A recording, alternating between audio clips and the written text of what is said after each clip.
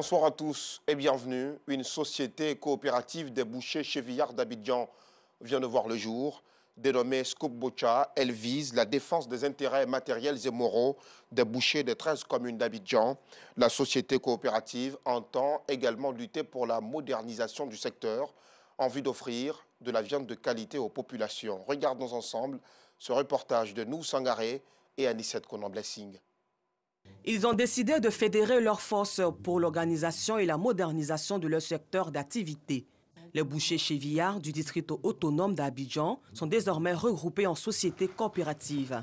Venus des 13 communes du district autonome d'Abidjan, ces bouchers chevillards ont porté leur choix sur un commando de 15 personnes pour la gestion de la dite société. Les défis à relever pour cette équipe dirigeante sont énormes. Notre mission, c'est d'abord approvisionner la ville d'Abidjan en viande.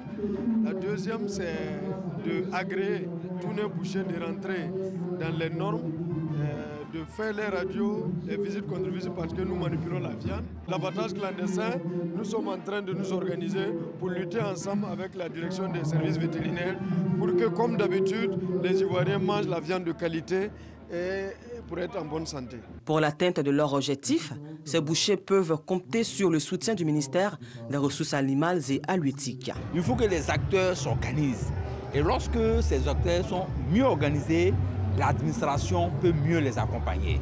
Et aujourd'hui, le ministère est disposé à les accompagner jusqu'à l'obtention de l'interprofession de la filière bétail-viande. C'est ce qui va amener plus les bailleurs de fonds. La société coopérative des bouchers chevillards du district d'Abidjan, Scoop Bocha, revendique 2000 membres. Le Mont Korogo, le gros caillou de la cité du Poro, voilà le titre du dossier tourisme de ce soir. Le Mont Korogo, ou Tchekor en langue sénoufo, pour dire le gros caillou, est l'attraction majeure de la ville de Korogo, un site touristique qui reçoit chaque jour de nombreux visiteurs. Au-dessus de ce mont, vous avez une vue panoramique de toute la cité du Poro. Georgette Sido Fofana et Kader Bachil ont pris plaisir à gravir ce mont. Un magnifique reportage à voir à 19h30. Les acteurs du monde cinématographique ivoirien s'organisent. L'adoption du règlement intérieur de l'association Ciné-Acteurs Formation marque un grand pas dans le processus. L'Assemblée générale s'est tenue ce matin à l'INSAC. Les statuts et règlements intérieurs adoptés, les acteurs du cinéma s'engagent à travailler pour maintenir le cap. Le reportage est à voir ce soir. Au Mali, la Katiba Massina, la branche sahélienne d'Al-Qaïda, a revendiqué l'attaque suicide d'hier dans la ville garnison de Kati, aux portes de la capitale Bamako. Le communiqué du groupe terroriste est authentifié par l'ONG américaine SITE, spécialisée dans le suivi des groupes radicaux.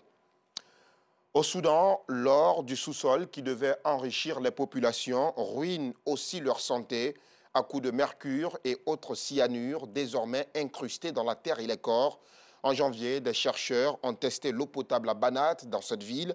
La concentration de mercure a atteint un record national et ils ont aussi trouvé du mercure dans les urines et le sang des habitants.